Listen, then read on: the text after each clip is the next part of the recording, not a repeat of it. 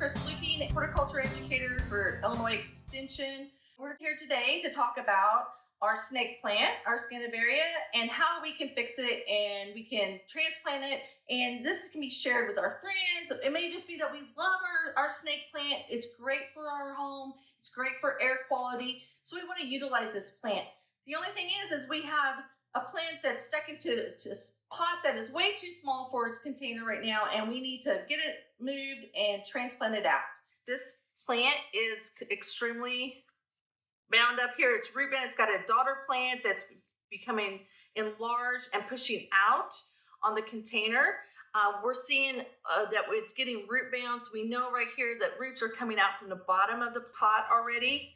As we take this pot off, gently pull around the edges here, what we're going to see is circling of the roots, right? So this is one where it's root bound. It's showing the circling going on of the roots. We want to take and rectify the situation by taking this daughter plant out, allowing it to get more root. What happens is that you're going to start seeing this dying off of the roots. We want to see nice white roots going on, and we're starting to see some discoloration start. So this is going to cause a fungal issue. We're going to have root rot issues going on if this continues to set in this moist, small, compacted area. We see this really nice daughter plant that's attached to the mother plant. And so we're going to divide her off. We're going to pull this roots apart. We're going to go ahead and pull her apart from the mother plant very gently.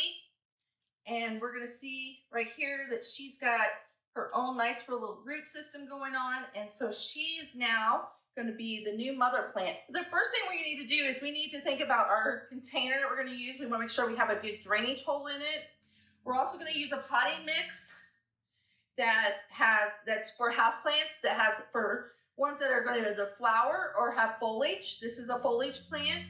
So we want to have one that has coconut coir in it. It has compost in it. It also has perlite. It's going to have good drainage. So we're going to take a container.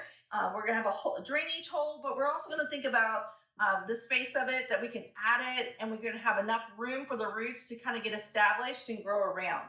We're taking and transplanting this one.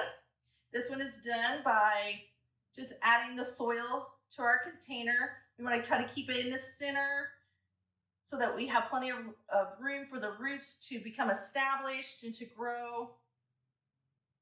We're going to place it in there. We're going to firmly pack it in the center just with our fingers, tap it down, make sure that we have all of it in there. When we're watering snake plants, you don't want to water from the top and put down into the leaves. It has a nice foliage, and we think, oh, we can just water the foliage and let it run down. That's actually not a great idea. What we really want to do is water from either the bottom is the best way to let that come up from the bottom, or on the side, because if we do it straight down the plant, that water pools down in the foliage, and they're really susceptible to root rot. The thing with this one is we want to go ahead and fertilize our house plants in the spring. We want to wait until the foliage, we start seeing new growth, like this one has a new coloration and we're seeing new growth. We want to fertilize in the spring with a low nitrogen number. So the first number in our fertilizer is nitrogen, then we have phosphorus, then we have potassium. So we want to fertilize our houseplants with a lower nitrogen number after we transplant them. So we can see we have our daughter plant transplanted. She's going to be so much happier in this brand new container where she has room to grow and establish and get beautiful foliage to be happy and healthy in our living room. They're great for air quality. They can brighten your room just with the color of foliage. You can see she's a variegated snake plant, and so it gives us lots of interest whenever we have it in our house. If you have any questions about transplanting or how to take care of your houseplant, please contact your local extension office and reach out to a local master gardener.